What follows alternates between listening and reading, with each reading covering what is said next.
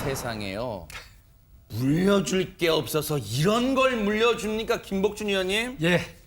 경기도 수원시에서 대를 이어서 불법 성매매업소를 운영한 일가족이 이 경찰에 적발이 됐는데요. 지난 3월 경찰이 현장을 급습해가지고 압수수색을 한 영상을 이제 입수를 했으니까 그래요? 보여드리겠습니다. 네. 자, 그 전에 이제 먼저 이 일가족에 대해서 좀 설명을 드리자면요. 수원에 이제 거주하고 있는 그 일가족인데 네. 삼남매와 그 배우자들이에요. 이 사람들은 1998년부터 올해 3월까지 네. 약 23년입니다. 세상에! 23년간에 걸쳐서 수원역 부근에서 성매매업소 5곳을 운영하다가 적발됐는데 해당 업소 모친이 제일 먼저 시작했나 봐요. 그래요? 그러니까 어머니가 사망하고 난 이후에 자녀들이 물려받아가지고 영업을 해온 건데 일반적으로 가업이라고 그러면 좀 영광스러운 일 아니에요? 그런데 참 부끄러운 가업을 이어가는 가족들입니다. 예. 정말 어디에 내놔도 자랑스러운 게 대를 잇는 이 대대로 내려오는 업인데 지금 어디다 내놔도 부끄러운 지금 업을 하고 있어요. 최진봉 교수님. 그렇죠. 악덕이죠, 악덕. 악덕 그 자체예요. 저 운영하면서도요. 여성들을 얼마나 악덕 업주로서 박해를 했는지 좀 사례를 몇 가지 들어드릴게요. 아하. 이런 대체적으로 성매매에 유인하기 위해서 사람들을 찾을 때는 빚이 많은 여성들을 타깃으로 삼았어요. 세상에. 그러니까 빚이 많은 여성들에게 선불금을 먼저 주고 일단 성매매를 유인하도록 권유를 합니다. 그럼 일단 들어와서 돈을 갚아야 되는데 돈을 못 갚게 되면 계속 빚이 그걸로 늘어나잖아요. 올가매는 거군요. 그렇죠. 그리고 나서 수익을 올리기 위해서 휴무를 제한시켜요. 아우, 세상에. 이 쉬지도 못하게 하고요. 몸이 아픈 종업원에도 성매매를 강요하는 일이 비일비재하게 있었고요. 손님이 몰리는 금토일 휴일 같은 경우에는 한 명이 10회에서 20회 정도의 성매매를 하도록 그렇게 내몰렸습니다. 네. 이게 사람이 할 짓입니까? 세상에. 그리고요. 업소에는 외부 감시를 위해서 CCTV까지 설치해놨어요. 도망도 못 가게. 어디 가서 고발도 못하게. 이런 나쁜 행동을 했던 사람이 대를 물려서 그것도 20몇 년의 일을 했다고 하니까 네. 양심이 있는 사람들인지 정말 의심스럽습니다. 아니 그렇다면 이 악덕 성매매업자 가족들의 이 악랄하고 이 파렴치한 행위는 어떻게 해서 이 세상에 알려지게 됐습니까? 이인철 변호사님. 그러니까 20대 이 성매매에 종사하는 여성 2명이 고소를 했는데요. 근데 사실 성매매는 불법이기 때문에 이 여성도 본인이 처벌될 것을 각오하고 이제 고소한 겁니다. 그러니까 얼마나 이제 많이 시달렸으면 고소를 그러겠죠. 했겠습니까?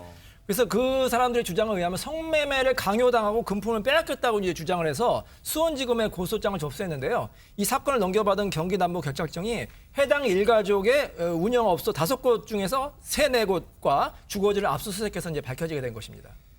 이 악덕 성매매 업주 가족들의 행태를 보면요. 이들한테 인권이란 단어는 이들의 사전에는 없었습니다. 보세요. 앞서 말씀드렸죠. 빚에 시달리는 여성들만 타겟, 목표로 삼아서 일단은 회유를 합니다. 선불금을 줘서요. 그걸로 올가매는 거예요. 그리고요. 휴무 없어요. 인권 벌써 없는 거잖아요. 그리고요. 세상에 정말 이런 말씀 드리기 송구합니다만 손님이 몰리는 금토일에는 여성 한 명이 10차례에서 많게는 20차례 성매매. 이거는 남성들도 다 반성해야 돼요. 여기 찾는 남성들도.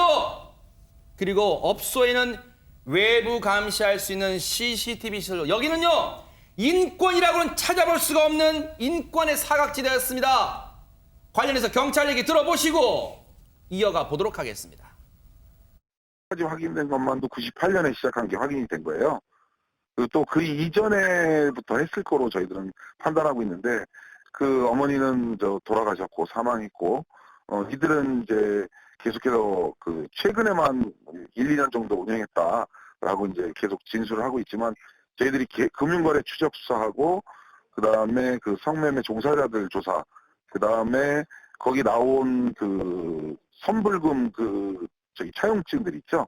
이런 것들을 토대, 그 다음에 이제 범죄 경력증을 확인해서 그렇게 98년으로 일단 저희들은 확정한 겁니다. 근데, 그 이전부터 한 거로 지금 그 판단은 됩니다. 김유진 아나운서, 앞서 뭐 경찰이 급습한 영상 잠시 나오기도 했습니다만 결과가 어땠을지도 궁금합니다. 네, 저희가 경찰 압수수색 당시 영상을 확보를 했는데요. 아하. 직접 보면서 설명해 드리겠습니다. 네네. 지난 3월 경기도 수원시에 위치한 성매매 업소로 경찰이 들이닥칩니다. 업소 안에서 지금 문을 열고 들어가려는 모습인데요. 안으로 들어가서 가장 먼저 발견한 것은 바로 이 금고였습니다.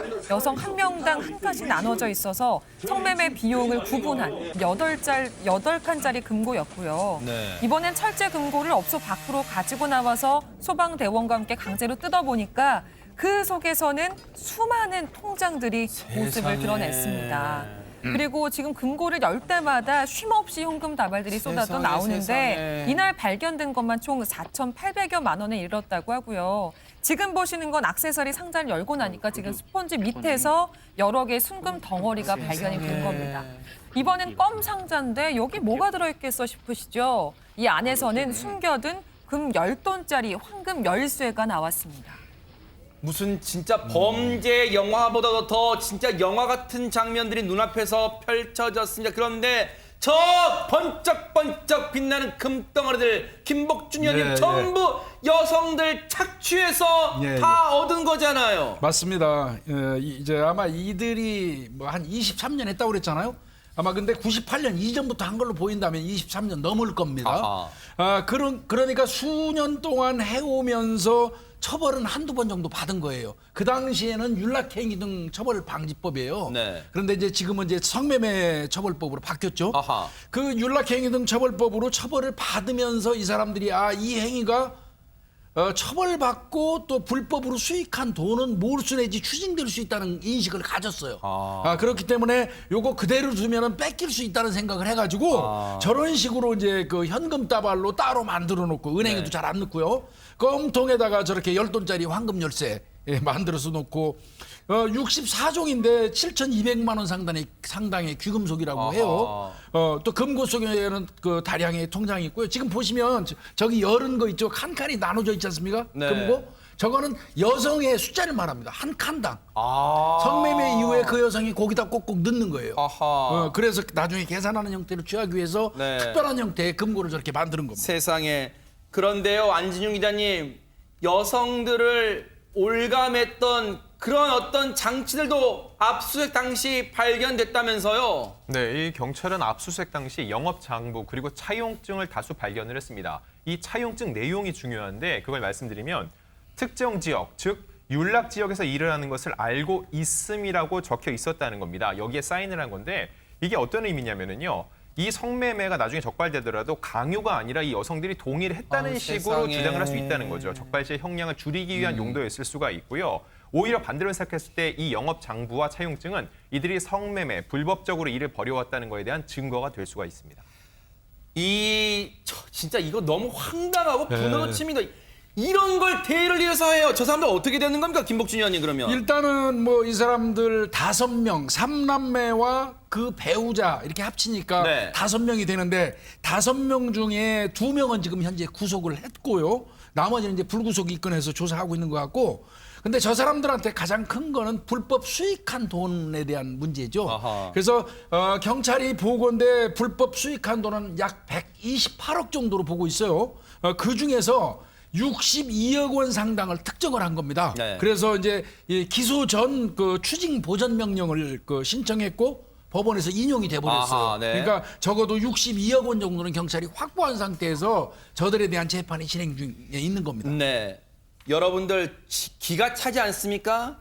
성매매 업을요. 이것도 업이라고 해야 됩니까?